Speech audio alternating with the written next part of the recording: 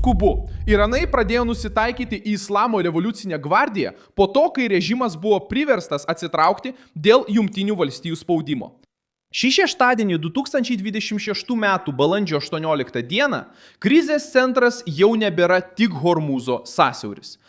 Dabar dėmesio centre yra vidinė reakcija, nes daugelis pačiame Irano viduje matė Teherano paskelbtą atidarimą kaip politinį pažeminimą po kelių dienų grasinimų, blokados ir konfrontacijos kalbų. Tai, kas įvyko, buvo tiesioginė ir sunki situacija. Penktadienį, balandžio 17 dienos, užsienio reikalų ministras Abbasas Zarachtis paskelbė, kad Hormūzo sąsiauris yra atviras komerciniams laivams paliaubų metu. Tačiau atidarimas turėjo vieną detalę, kuri sužlugdė režimo stiprybės įvaizdį. Praėjimas ir toliau liks kontroliuojamas Islamo revoliucinės gvardijos ir vyks tik Irano nustatytais maršrutais. Kitaip tariant, Irano vyriausybė bandė parodyti kontrolę, tačiau daugeliu Iranų liko visai kitoks įspūdis. Po Jungtinių valstijų spaudimo režimas nusileido ir skubėjo sumažinti žalą. Būtent čia ir prasideda reakcija. Pagrindinė naujienos ašis nėra vien tik sąsiaurio atidarimas. Svarbiausia yra tai, kad po šio atsitraukimo pyktis pradėjo krypti į Islamo revoliucinę gvardiją, kuri daugelį metų buvo pristatoma kaip griežčiausia, labiausiai bauginanti ir lemiama sistemos dalis. Kai režimas grasina visam pasauliui, kalba apie pasipriešinimą, o paskui atsitraukia spaudžiamas, atsakomybė persikelia kitur. Irane vis dažniau kyla paprastas klausimas. Kur dingo visa ta jėga, kurią gvardija žadėjo parodyti? Ši įtruka pasirodė net oficialiame režimo aparate. Iran International pranešė, kad valstybinė žiniasklaida retai ir griežtai sukritikavo Arakči ir dėrybų komandą, teigdama, kad žinia apie Hormūzą sukėlė sumaištį ir suteikė Donaldui Trumpui galimybę pasirodyti kaip laimėtojui. Kai pati su sistema susijusi stovykla susiduria su konfliktu, politinė žala jau būna padaryta. Pirmieji šį poveikį pajunta tie sluoksniai, kurie visada palaikė agresyviausią režimo retoriką. Medžiagoje, kuris sklido socialiniuose tinkluose, reakcija buvo pasipiktinimas, pažeminimas ir kapituliacijos jausmas, kritikuojant Hormūzo atidarimą iškart po konflikto su Jungtinėmis valstijomis. Ši nuomonė sutampa su tuo, kas pasirodė žiniasklaidoje. Nepasitenkinimas neapsiribojo tik režimo priešininkais. Jis pasiekė ir tas sritis, kurios paprastai palaikydavo griežtą liniją. Kodėl ši reakcija tokia svarbi?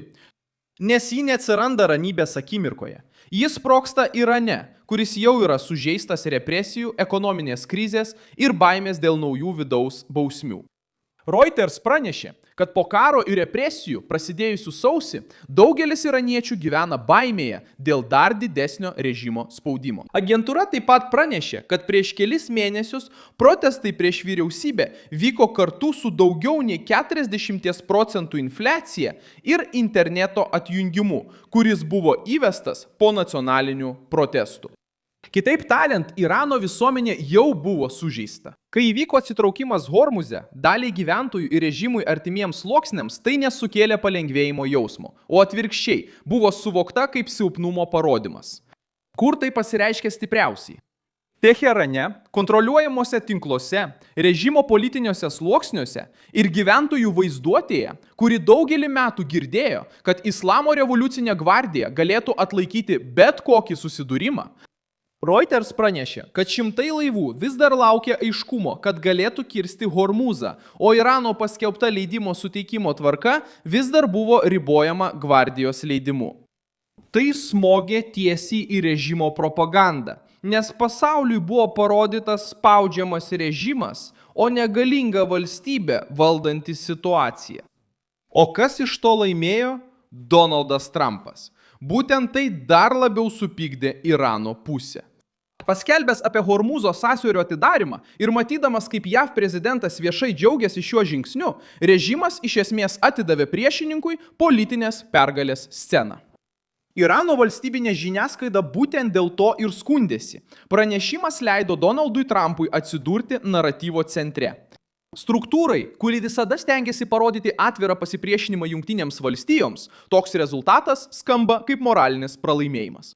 O kai pasirodo moralinis pralaimėjimas, atsakomybė beveik visada pirmiausia tenka Islamo revoliuciniai gvardijai, nes ji yra ginkluotas šio projekto veidas. Galiausiai pagrindinė žinia yra ši.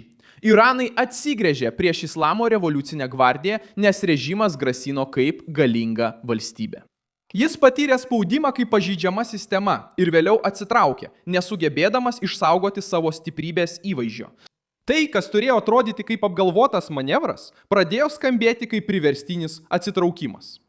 Tai, kas turėjo parodyti kontrolę, pradėjo rodyti nuovargį.